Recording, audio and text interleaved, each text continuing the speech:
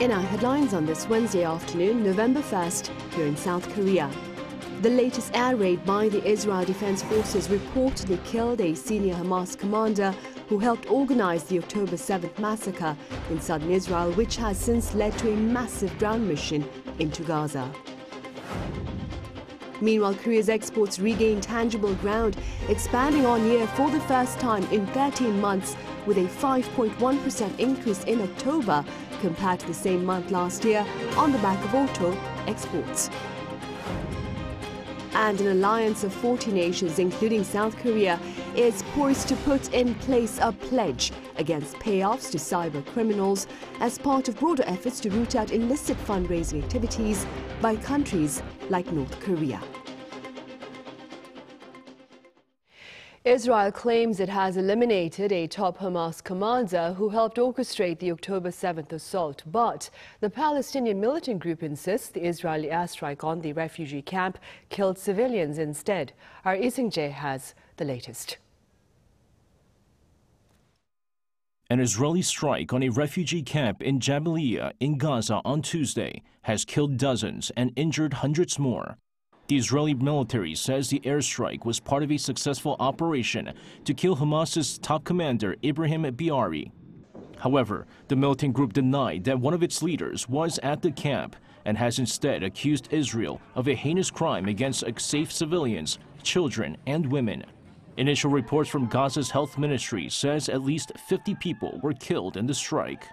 Meanwhile, according to the General Authority for Crossings and Borders in Gaza, Egypt is set to receive 81 Gazans who have been severely wounded via the Rafah border crossing.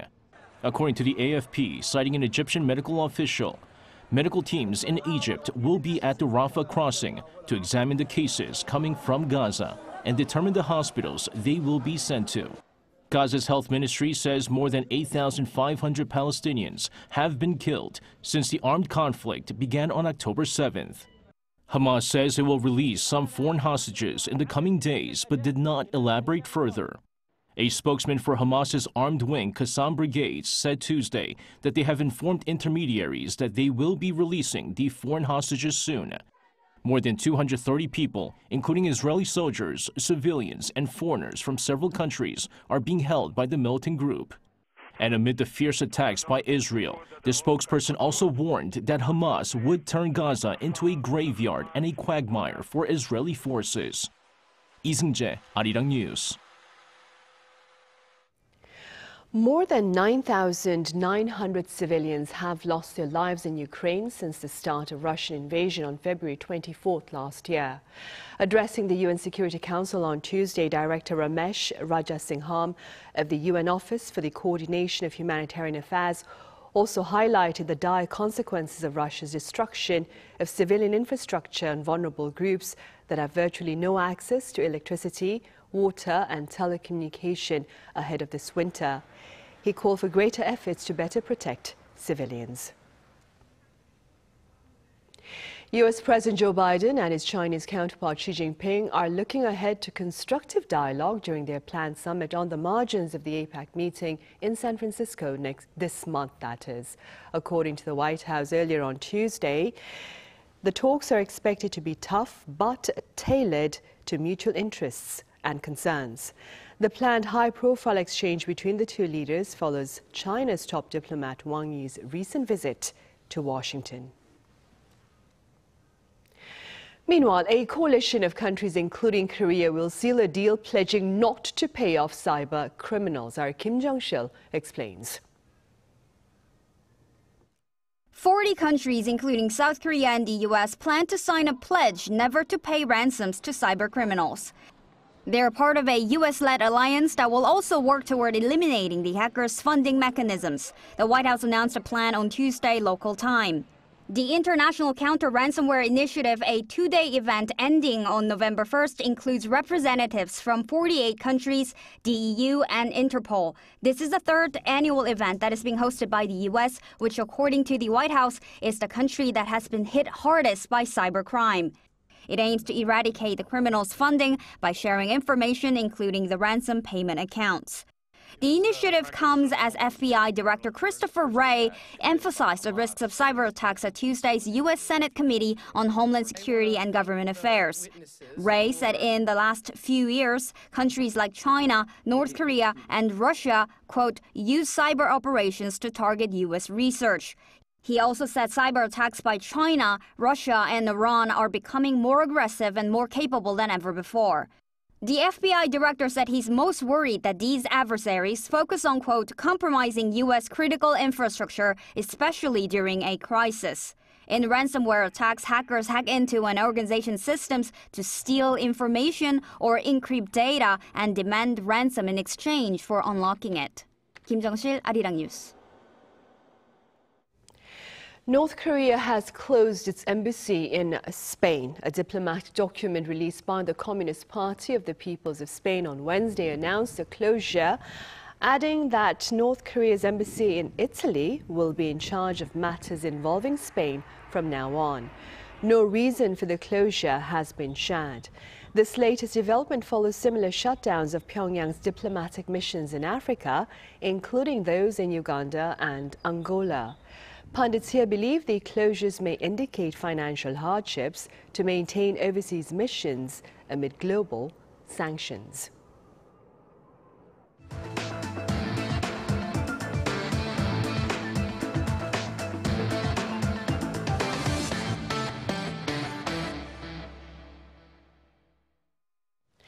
President Yoon Suk-yeol has reiterated the significance of fiscal soundness, adding that spending cuts will stabilize prices and ultimately help the working class. Speaking at an emergency economic town hall meeting here in Seoul earlier on this Wednesday, the president also spoke of the challenge of trimming expenditure and reallocating funds amid resistance in what he called an era of political excess. That being said, he pledged not to place priority on political gains. Some 60 citizens from diverse backgrounds attended the town hall gathering to share their thoughts on the economy. And on the trade front, Korea's exports in October marked an on-year rebound for the first time in 13 months amid greater shipments of electric vehicles to the U.S. market. Our Park Gon-woo has the latest numbers. South Korea's exports for the month of October jumped 5.1% on year, reaching a new high for 2023. According to the Trade Ministry on Wednesday, this was the first time in 13 months that South Korea saw an increase in exports compared to the year before. The country's trade balance in October was in the black for the fifth consecutive month, with the export volume exceeding $55 billion and imports hovering under the $54 billion line for a surplus of some $1.6 billion. Robust exports were mainly attributed to the performance of core export items, including automobiles, general machinery, ships, and displays, which have all seen a jump for several consecutive months. The higher cost of petroleum products also pushed outbound shipments up for the first time in 8 months. Semiconductors, one of South Korea's largest export goods, saw a recovery last month as well, after a poor performance in Q1. By region, 6 out of 9 of Korea's major outbound shipping markets saw an increase in October. In particular, exports to the U.S. were highest for any October, mainly backed by electric vehicle exports. Total exports to the U.S. came to $10.1 billion, exceeding the $10 billion mark for the second consecutive month.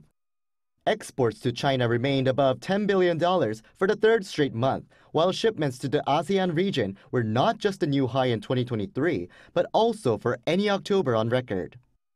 As for imports last month, due to higher prices for energy sources such as gas and coal, the figure shrank by over 9% year-on-year. Meanwhile, South Korea's trade minister stressed that recent export data is evidence of recovery, even in times of global uncertainty, including high interest rates and oil prices.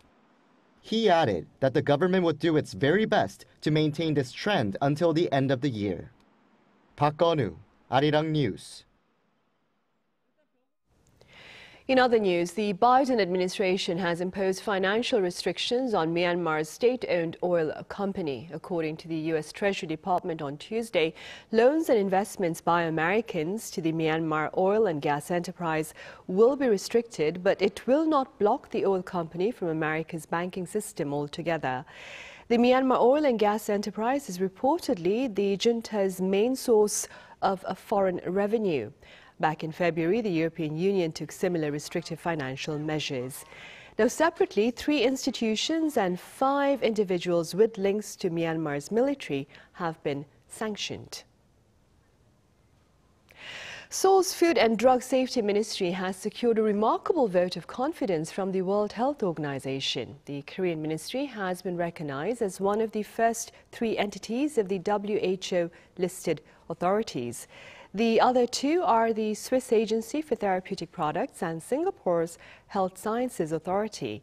According to the global health body, the recognition marks milestone achievements for South Korea, Switzerland and Singapore, given their excellent regulatory practices and promotion of safe, effective and quality medical products.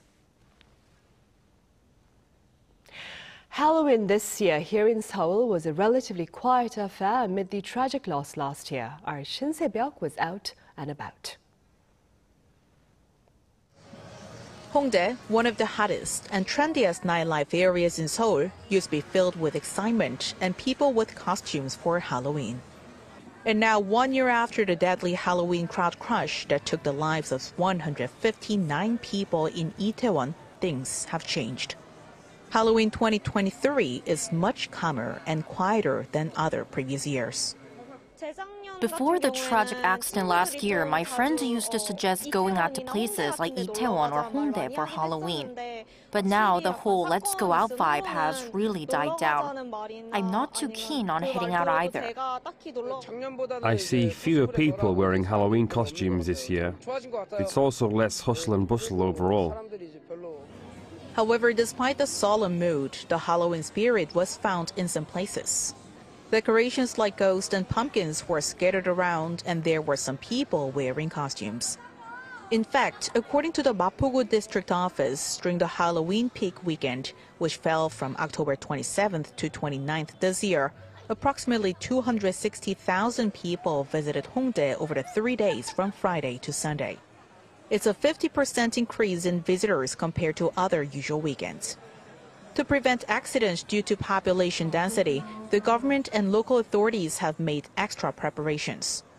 From October 27th through November 1st, the Seoul Metropolitan Government is keeping a close eye on 16 areas across 12 districts, including popular spots like Itaewon, Hongdae, and Gangnam. Seoul City and 25 local districts, together with safety-related agencies like the police and fire department, jointly monitor crowd density to ensure everyone's safety using AI-powered crowd management systems. Medical facilities as well as medics and ambulances were also on standby. Halloween is over, but the government is bracing for upcoming year-end festivities nationwide.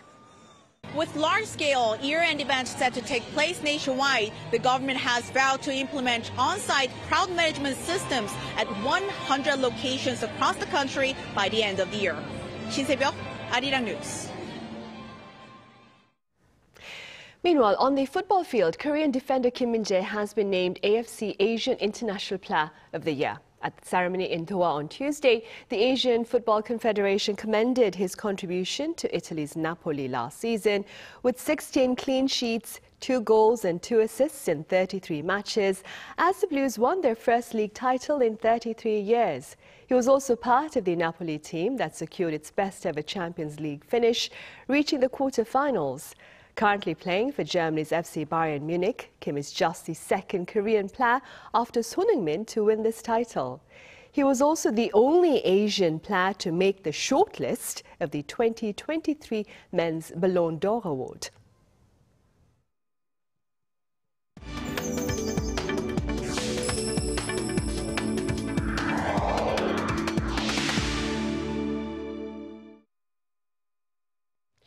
Korea has become a significant Indo-Pacific partner for Europe in recent times. Now, this is according to a scholar of global affairs who believes Korea is capable of contributing broadly to tackling universal challenges. Our senior correspondent Oh Soo-young met up with him. South Korea has grown as an important Indo-Pacific partner for European countries and a force for multilateral cooperation amid war and tensions across the world. That's according to Ramon Pacheco Pardo, a professor of King's College London who recently co-authored Korea, A New History of South and North. Speaking to Arirang News, Pacheco Pardo said the perception of South Korea has changed over the past year and a half, particularly among European governments, which are increasing their engagement in the Indo-Pacific to secure peace and development, where 60% of the world's maritime trade passes through. He said Seoul's surge of soft and material power in recent years has shown its growing capacity to contribute to resolving global challenges, looking beyond its own security interests on the Korean peninsula. It's not only the demand for Korea to do more, but the belief that Korea has the economic resources, technological resources, diplomatic resources, and military resources, along with its soft power, to contribute more, to contribute to the provision of global goods, aid, for example, to developing countries. You also see, for example, when it comes to supply chains, diversification, or de-risking, as some people call it, away from China. Well, the expert noted that Seoul was invited to the G7 and NATO summits for 2 straight years since 2023, with President Yoon pushing to bolster global solidarity and institutions to deter threats from North Korea, ensure peace and the rule of law in regional waters, stabilize supply chains, and support the green transition and global development. In particular, Seoul's trilateral cooperation with Washington and Tokyo, set out at the Camp David summit in August, is expected to become the driving force for building peace and prosperity in the Indo-Pacific. I think it is necessary for Korea, Japan, and the US to make sure that they start implementing at least some of the deliverables from the Camp David statement as soon as possible, whether it's a dialogue, education program, whether it is the joint development of deterrence capabilities that they were talking about, for example, in the area of economic security. But beyond trilateral efforts, multilateralism is crucial to keeping the momentum going, beyond political forces of change that may come as a result of key elections next year, particularly the US presidential race. Here, Pacheco Pardo said Seoul can play a crucial role in solidifying the network of like-minded partners, especially in maritime cooperation and high-tech areas like semiconductors, artificial intelligence, cybersecurity and space. In terms of making this a success, I think it is necessary also to engage other partners. Of course, Korea, Japan and the US can do a lot together, but many of the areas they focus on, for example, economic security, for example, they do focus on the development of new technologies. You really need other partners. You need Europe, you need Canada, you need Australia, you need Taiwan as well. Having held 142 summits with 93 countries so far, Yoon is set to engage with a number of European countries until the year end, in bilateral summits with the leaders of Ireland, the UK and the Netherlands. Itaewon, Arirang News.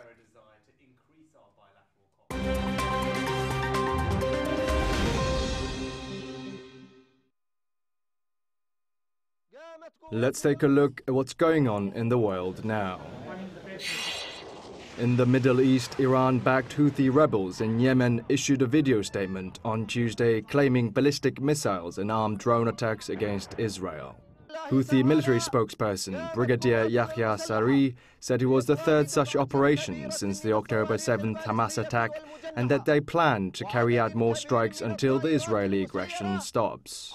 Israeli military officials on the same day said the newly operational Arrow missile defense system had shot down a surface-to-surface missile they believed to have been launched by Houthis aimed at the port city of Eilat. They also said fighter jets had successfully intercepted drones, with the Times of Israel reporting that no intrusion into Israeli territory was detected. 25 days into the Israel-Hamas war, concerns are high over the regional conflict amid speculation that Iran could become more actively involved. In Europe, heiress to the Spanish throne, one of the last remaining monarchies in Europe, has turned 18. On her 18th birthday on Tuesday, Spanish Crown Princess Leonor de Borbon-Ortiz swore allegiance to her country's constitution, laying the foundation for her eventual succession as the Queen of Spain. During the televised ceremony in the lower house of Parliament, Leonor recited the same oath that her father, King Felipe VI, did when he turned 18 in 1986, pledging to faithfully carry out her duties and to keep and uphold the Constitution and the laws and respect the rights of citizens. Should Princess Leonor become the next queen, she'll be Spain's first queen since Queen Isabella II, who reigned from 1833 to 1868. In the US, a 58-year-old Maryland man who became the second person in the world to receive a transplanted heart from a pig has died. Lawrence Fassett, who was dying from heart failure and ineligible for a conventional heart transplant, received the genetically modified pig heart transplant surgery on September 20th. He survived for nearly 6 weeks after the highly experimental surgery, just short of the 2 months that the world's first pig heart transplant patient, David Bennett, lived following the surgery the year before. Fassett's cause of death was due to the body's rejection of the organ, while the previous patient, Bennett, passed away from a pig virus found inside the organ.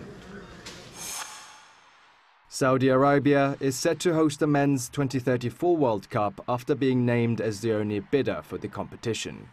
According to FIFA President Gianni Infantino on Tuesday, Saudi Arabia was the only interested party after Australia pulled out ahead of the FIFA deadline on the same day.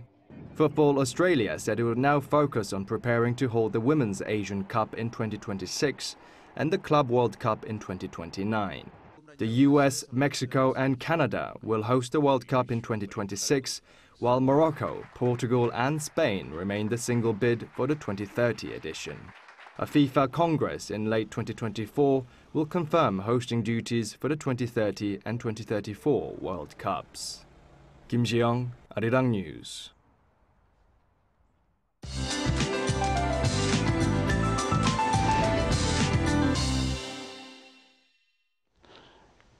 Good afternoon.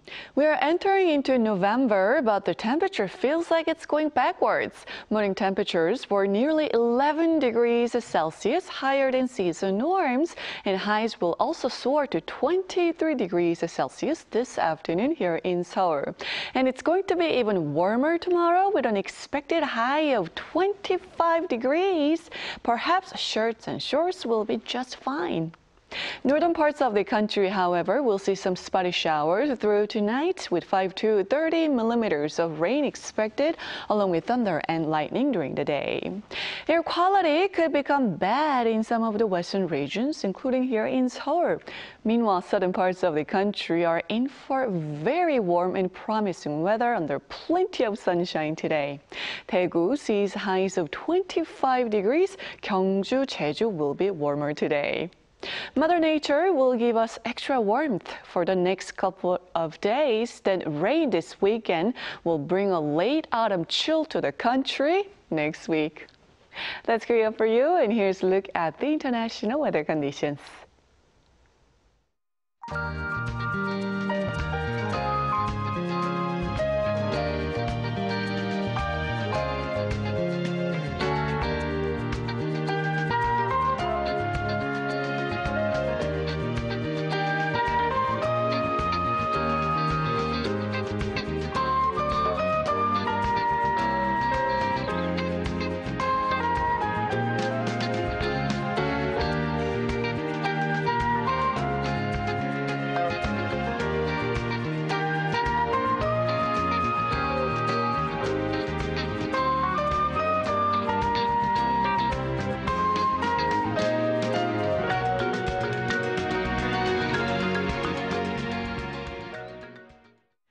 That ends our afternoon newscast for this Wednesday, but we have our panel session coming up right after this break, so do stay with us.